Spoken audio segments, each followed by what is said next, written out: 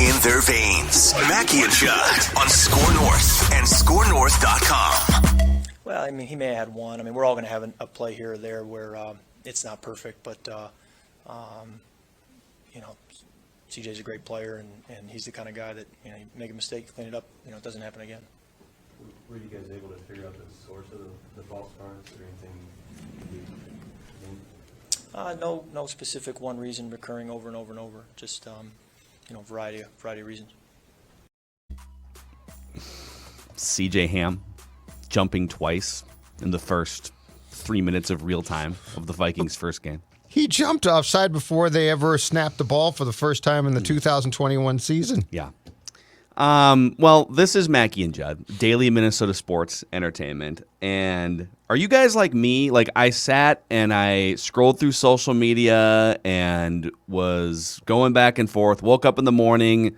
Like, I've just been fired up basically since the first false start penalty of that game.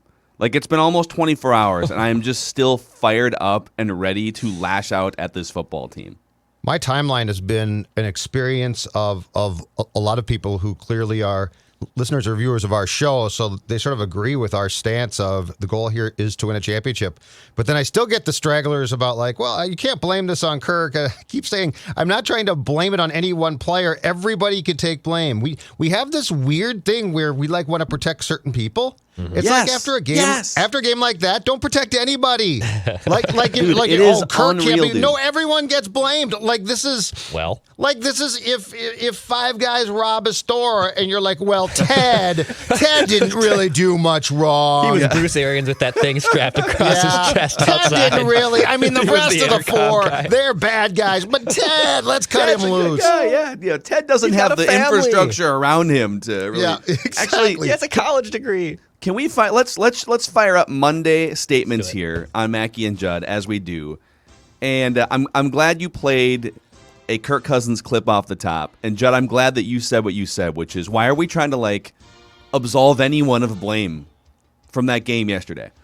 And people are gonna kill me for this, but I'd like to start with the first statement here, because my statement is there's a difference between avoiding blame and shouldering responsibility when you lose a football game. And I think this is where people get stuck, particularly when it comes to Kirk Cousins, okay? Was yesterday's loss Kirk Cousins' fault? No. Was Kirk the reason or the primary reason for why the Vikings lost that game? No. No one's blaming Kirk Cousins for losing the game. No one's saying that Kirk is the number one reason or even a top 3 reason why they lost that game. But I want to flip the question around, okay? This is where people get stuck.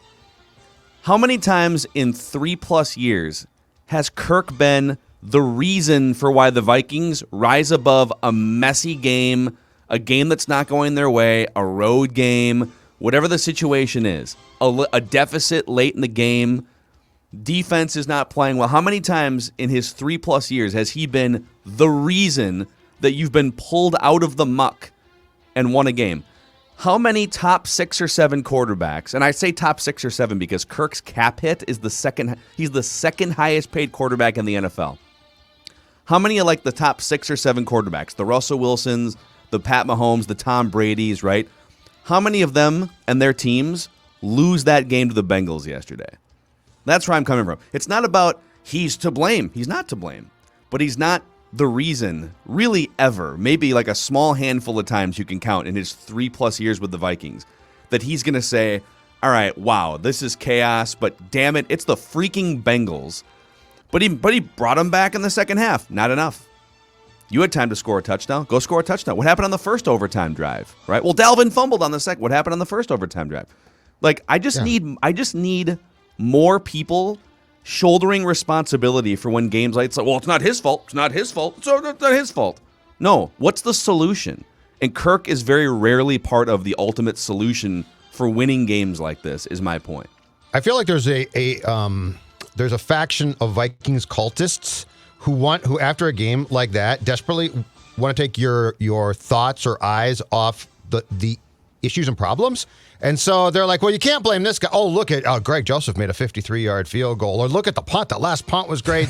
And like they're constantly trying to take your attention and draw it elsewhere so that you don't come back to, oh my God, that was a terrible, overall embarrassing performance in which you didn't look prepared to play football. Yeah. And by the way, nobody yesterday I thought looked prepared to play. Like the first half was awful. And so that's where it's like, no, folks, we have to look at the reality of that game. You can't, I mean, do you think the Vikings today are like game ball to Greg Joseph? Yep, no question about it. Game ball to the punter. Kirk, we're going to give you half a game ball as absolution. Like, that's not how teams work. Yeah. They're pissed. They should be pissed. And so what was the most, like, to you guys, I'll ask this question, then I have a follow-up here. What was the most, like, cringe, like, just disastrous, embarrassing part of yesterday's game, in your guys' opinion? Oh, there were so many. Because to me, it was 4 penalties on the first 6 plays, and just 3 false start penalties on the first 5. I think broadly just the penalties and the lack of discipline. I think that was just the thing that was most shocking to me. Just it was one thing after another. After that, the last series of that first half was just it was astonishing what was happening with flag. I think that was the biggest thing. Well, the first one had 3 flags, and the first series too had 3 flags. Yeah, 3 or 4 flags. Yeah, on the false start penalties at the start of the game. So you had a bunch of the holding barrage.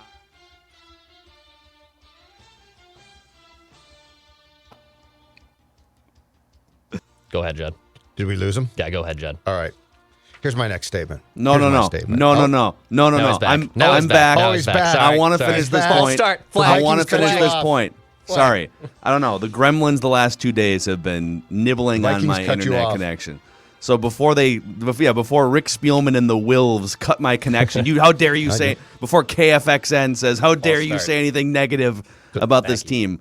Yep. My point is, you have 3 false start penalties in the first 5 snaps of the season. Okay, let's not talk about blame. Let's talk about shouldering responsibility. Who are the leaders that are supposed to have you organized, clicking on all cylinders, and ready to rock offensively in every facet, like the Seahawks were yesterday, like the Browns were, like the Chiefs were, like the teams that you aspire to be like. The teams that are winning 11, 12 games in the regular season that came out firing yesterday, right? Mike Zimmer outsources offense. That's a huge problem, but he outsources offense. He watched film with the quarterback for the first time in 4 years last week. But he has basically said, listen, offense, you guys got, I'll like CC me on an email, but Kevin Stefanski, Kirk Cousins, you guys are in charge of the offense. So when I see 3 dudes jump in the first 5, like, why is there so much confusion? Why is there so much miscommunication with the snap counts? That's either a coordinator problem or a quarterback problem to fix and to not have going into the first week of the season. Well, you can't blame Kirk Cousins for offensive linemen and fullbacks jumping. And I would ask you, how many times has a Russell Wilson offense done that in the first 5 plays of a season? I don't know. The maddening thing, too, is I watched them practice with the sound. Like, they would bring in the crowd sound to play to work on exactly that. They did it several times during the course of training camp. And then in the first series in Cincinnati, which is an outdoor stadium, and I'm sure fans were making noise, but it ain't like playing in Seattle, which is outdoors but contains the sound, or playing in a dome. This is Cincinnati, okay? Cincinnati. And you look like you're playing in the Superdome. It looked like 2009 in the Superdome. I mean, that's a that means you are not prepared to play. They weren't prepared. And that's what we should focus on, not who can we absolve. All right. My statement is this. The worst fears of the Vikings and Viking fans were realized coming out of training camp yesterday. Everything we talked about, and I tried to, and I apologize, I tried to say, well, the season's going to start, it's going to be different, it's not going to be the same. I think my point last week was we're really sweating a lot of things that might not be an issue. And in the end, almost every one of them yesterday was an issue. I will tell you right now, what you saw from Kirk is what I told you guys I saw in practice. He wasn't sharp. And you can say whatever you want, but he was not sharp. His job is to throw guys open. I do not want to hear ever again, guys aren't open, it's hard. I mean, Daryl Johnston, God bless him, the color commentator for Fox. Oh, look at all those Bengals players are covered. Nobody's open in this league. That's why they call it throwing guys open, because you have to throw. So when Justin Jefferson has a beat, just like bang on a guy, the ball needs to be where he's going, not where he's been. Adam Thielen, same thing. Cousins looked exactly like what I told you guys, which was he didn't look terrible, but he didn't look like a quarterback who is paid like he is to be one of the elite quarterbacks in the league. Offensive line, Rashad Hill has to start, and Christian Darrisaw's hurt. Oh boy, that's not good, right? It's as bad as it could possibly be. And by the way, Chandler Jones is coming next week. He had 5 sacks yesterday against an elite left tackle. He had 5 sacks, and now he's coming to go against the Vikings. And as far as I know, you don't have options there. Everything we talked about literally was on the table on full display as a problem. And for that, one, I apologize for trying to say last week, don't worry about it, because I guess it was right to. And second of all, my question is this. It's very simple now. When are you going to turn it around? Your point about Daryl Moose Johnston, because he did bring up a few times, like, well, there's just nobody up. You're telling me Eli Apple is just blanket covering Justin Jefferson and Adam Thielen? So are you saying Adam Thielen and Justin Jefferson are the problem, that those guys can't get separation? Nobody's open. Come on, dude. Nobody's open. Come on, dude. All right. Anyways, Declan, you're first. Man, Judd and I, just Dudley boys 3D getting the tables right here, because we are almost in lockstep with our statements. And mine is, this is why you can freak out over preseason performances. That's exactly what I wrote down. This is exactly why you can freak out over preseason performances. You barely played together in the preseason games. The first team offense wasn't there. You patchworked this offensive line. You spent all this money to show up your run defense. You got gashed again yesterday. You had plenty of options around Daniil Hunter to possibly get after the quarterback. That didn't work either. Everything that we were freaking out about happened on Sunday. It's not that just the Bengals beat you. The Vikings beat themselves on top of losing to the Bengals, which is the more embarrassing part. So when people start freaking out, hey, don't worry about it. Hey, the Ravens haven't ever lost a preseason game, or the Lions went 4-0 in the year that they went 0-17. Certainly, there are some things in the preseason that you can say, okay, hey, let's pump the brakes a little bit. But when you see this all unfolding from training camp through all the preseason, and then that's the week 1 dud of a performance, this is why you can freak out over preseason performances. So, Judd, get the tables. I love it. I feel like you should have throttled down, because you had that take and you turned out to be right. But then, like, you hedged on Purple Daily at the last minute by saying that you didn't fear the Bengals and there was nothing to worry about. You ripped the Bengals. Incriminating tape. I have a fun TikTok on that later today, by the way, too. So that'll be fun. I love it. Yeah. Thanks for getting us over 1,000 TikTok followers, everybody. The SKOR North TikTok account. Rocking. Judd doing his Judd was dancing on Saturday. Yeah, I was doing a little gopher dance. A few Surleys in. A few Surleys in. Yeah, more than a few. Big time performance against Miami of Ohio. We'll get to. I think we have some bonus, because we're going to get to our friend Randy in Cottage Grove on the show. Hopefully he has a dud statement. I do have, I think, a gopher statement at some point. But back to the Vikings. Here's my second statement. I think they're screwed. Look at their schedule. Yep. Yeah. So they just lost. Like, this game, it was for them to do anything. Now, they are at least tied for first place, because all the other NFC North teams also looked terrible yesterday. As soon as the Bears put I don't know what they're doing with Andy Dalton. I mean, my God, it's so great. Just use Justin Fields and move forward with your lives. But so I guess the saving grace is it might only take 9 wins to get you the division title, so maybe they're not screwed. But they lose to Cincinnati, and all of us, fans, media, everybody, was chalking that up to an automatic win, right? Well, you're going to beat Cincinnati in week 1. Arizona, okay, we'll see. That might be a tough game. Well, that game looks tougher now after week 1, because they just rolled on the road, I believe, too. Yep. And then you get a well-honed Seattle team with one of the greatest quarterbacks of our generation, a Cleveland team that just went toe-to-toe with Kansas City and sort of carried over what they were doing last year. Detroit, I still think that should be a win. Carolina did not look bad. Sam Darnold with some weapons around him, So those are your next 5 games before the bye. I think you need at least 3 wins to really feel like because the schedule out of the bye looks ridiculous too. That's just I know it's week 1. You don't want to overreact. There's still 16 games left on the schedule, but like this was not a 14-win team that had room to breathe to get to the playoffs, right? And they just lost the easiest game on their schedule. Yep. Maybe home against Detroit, but maybe the second easiest game on their schedule. But there's no time to learn here. That's my problem. Like, there's no, like, let's ramp it up eventually. Hey, by week 5, we're going to be pretty good. This season starts with you need to hit the ground running. There's no question about that. And I don't want to hear, well, the division's bad, so that's going to help. You know what? My expectation is not, I hope they can win a crappy division with 9 wins and then get bounced in the first round of the playoffs. Because in my opinion, if that happens, there's still going to be changes made.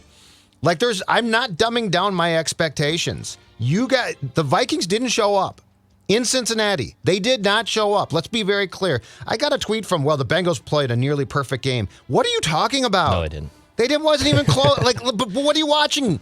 You need my help. You need all of our help.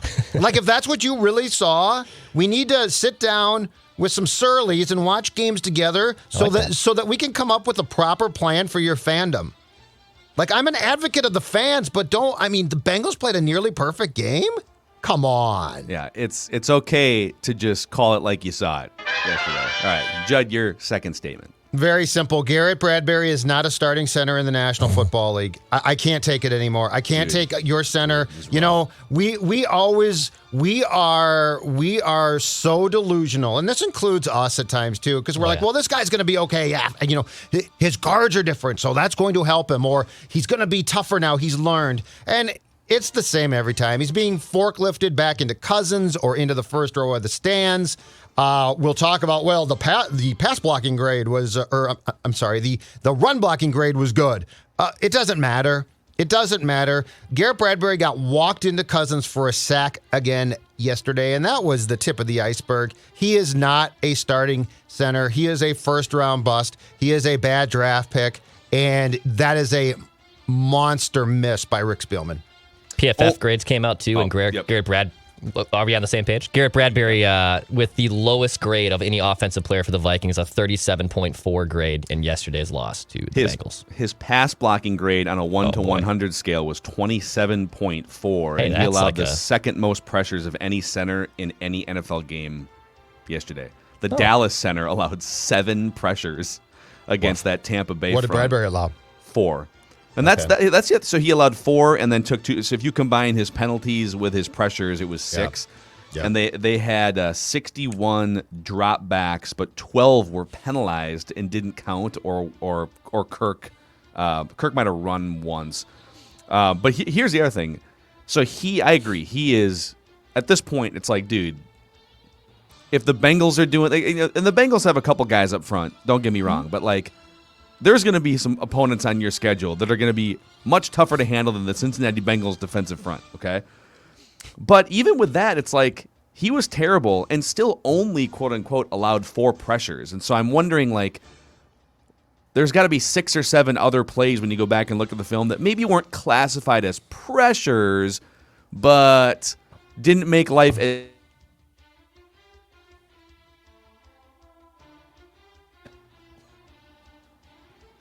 All right. Am I back? You're back. Sorry.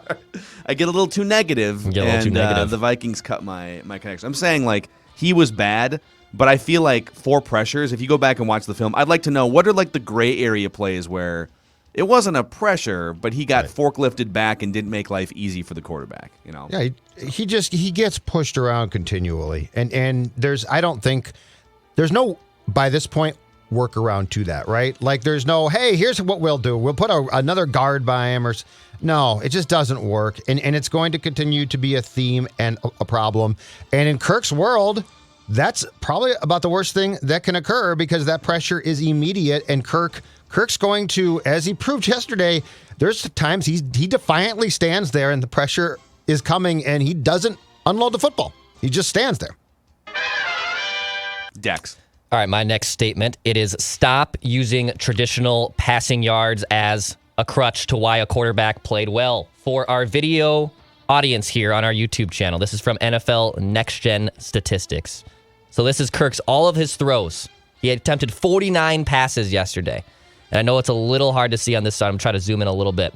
But basically for Kirk Cousins, he only had 4 completions of over 15-plus yards yesterday.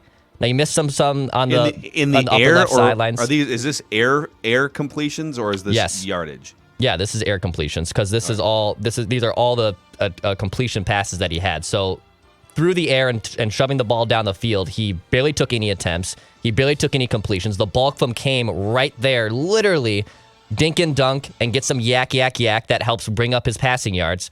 But when we're looking at 361 passing yards or 351 passing yards, we're thinking, oh, that's a decent day. His traditional passer rating was over 100, but his QBR was under 50. So I struggle to look at traditional statistics and say, yeah, Kirk played an okay game, but he did not push the ball down the field. He had numerous opportunities where he underthrew wide receivers deep.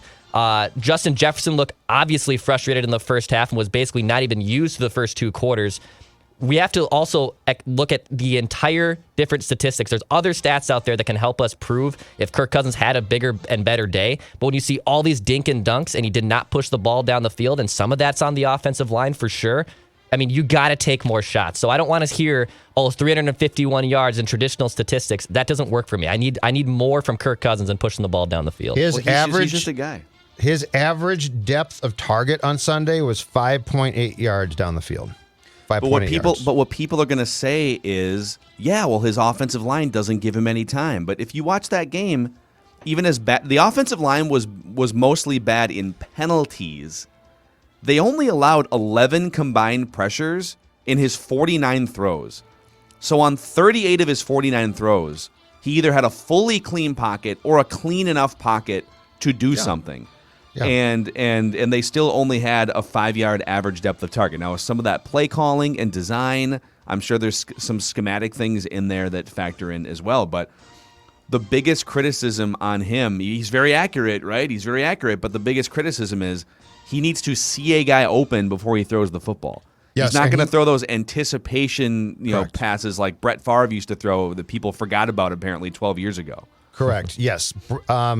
Kirk does not effectively throw the ball where guys are going to be. He throws it where they are, and a lot of times because of the coverage, they are no longer there by the time the ball arrives, and that's the problem. But yeah, so the other thing too is when the Bradbury play I talked about, where Bradbury got pushed back into Kirk. Go back and watch that play and look at how long Kirk holds that ball. I said it's almost like defiantly, like if you're not going to get me better blocking, I'm going to stay right here in the pocket. Every other elite quarterback unloads that ball to the sideline. You throw it away. You have to. You're basically at your goal line. And he does it. He holds it. He holds it. He holds it. So, yeah, it's so frustrating to hear the justification as if, you don't get what Kirk's up against. No, I watched the game. I get it. I need to see more. I need to see more from the entire team. Yeah. I've got one more. I know we got to get to Randy and Cottage Grove here, but let's do a couple more here for sure. And then we can do more bonus statements later. But I know we've talked about the offensive line performance, but I just think it needs to be singled out even more aggressively that was one of the most unorganized, embarrassing offensive line performances I've ever seen watching Vikings football. And we've now spent 2 full years. We knew the offensive line was bad the first year of Kirk Cousins. And so we've spent 2019, 20, okay, how are you making this thing better? How are you saving free agency money to go find a guard or whatever it may be? How are you drafting and developing, right? There's different avenues where you can create a better offensive line. Right. 9 penalties called on Vikings offensive linemen in this game. Like we mentioned earlier, 3 false starts within the first 5 snaps, and then an Oli Udoh holding penalty on the 6th snap. You had Bradbury get called for 2 holding penalties in the second quarter. Rashad Hill 2 holding penalties in the second quarter, and an illegal formation. Ezra Cleveland holding in the fourth quarter. We knew this offensive line was going to be questionable. But even with that standard in our head, this was a total embarrassment of chaos, disorganization, incompetence. And that's coaching too. This as much as the players are at fault, that's coaching. The lack of discipline to start this game is mind-boggling. Some of the holding is less coaching and more like just like Rashad Hill just can't handle. Well, he just panics. But I'm saying false starts. That's coaching. I mean, you worked on this stuff. And Zimmer said post-game, well, we didn't do that in training camp, as if that's some type of consolation. But on the false starts, it's I think it's quarterback. Like, I know you guys are piling on Kirk.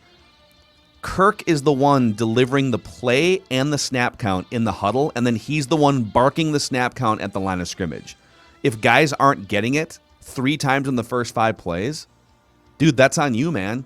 Like, who's the leader that needs to fix that? That's the quarterback. Well, the coordinator's not going to fix that. Kirk's not capable, though. He's just not. But, I mean, you have to – you don't go through training camp to embarrass yourself completely, which is what they did. They embarrassed themselves completely. It was nonsense. One more quick one here. I know you yes. got more to get off your chest. Yes. It's only a matter of time is my statement, and now you're asking me what I mean, so allow me to tell you. Let me give you a couple player statistics in yesterday's game. Jamar Chase, rookie receiver for the Bengals. 5 receptions, 101 yards, including a 50-yard touchdown. Last time I checked, 5th overall pick from LSU. Justin Jefferson, 5 receptions as well, 71 yards. So Chase averaged 20.2 yards per catch. Justin Jefferson, 14.2, a long of 34 and no touchdowns. And Dex alluded to this, but there were a couple times where after plays they showed Jefferson, the body language was like, what's going on here? What are we doing? He's in year 2, ladies and gentlemen. He is an elite receiver. He is Jamar Chase's friend from college. Do you think he wasn't taking this game personally? And he was basically used like he was in his 14th year. And, oh, man, look at what the old man can do. 71 yards on 5 catches for this kid's inexcusable. And I'm telling you, if this continues, if we continue to see what we saw yesterday and the whole thing of, well, Justin's going to play a role, not the role, this is going to be, we're getting closer and closer to him, rightfully so, calling BS just like Stephon Diggs did. It's a matter of time unless he's a superstar. You need to treat him as such. You can't treat him like, some nice receiver who's on your roster forever. It's maddening to watch because I can see the path this is going down, and yesterday was just another piece of the puzzle of a path that's going to be destructive because this guy's going to say, look at all these great quarterbacks, high-flying offenses, and I'm stuck here. Yeah. Dex, give us one quick one. Go ahead. Let's see. Bashaud Breeland, woof. That is my statement. Bashaud Breeland, woof. We've barely touched on the defense at all, actually. Yeah. 5 missed tackles. 5 receptions allowed for 108 yards and 2 touchdowns, and a 26-yard defensive penalty too as well. Bashaud Breeland, woof, dude. What the hell was that yesterday? Yeah. And he got hobbled. I don't think he was hurt. I think his ego was in check, and he was like, what the hell just happened to me laying in the end zone like this? No, he hurt.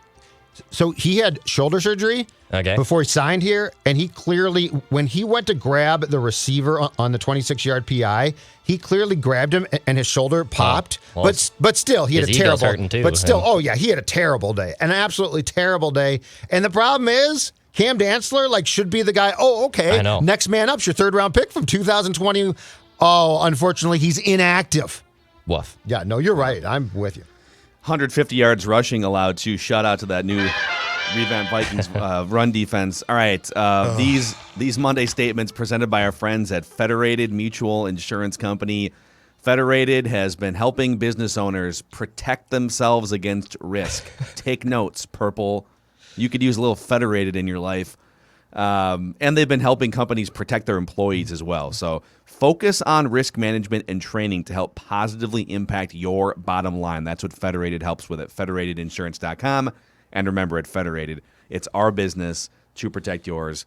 Some more bonus statements later. We're going to get to our friend Randy in Cottage Grove, who I believe has been waiting to deliver what we hope is a dud stable. I don't know really. I haven't even looked at his Twitter account. We have no idea what he thinks about yesterday's game, but we'll find out.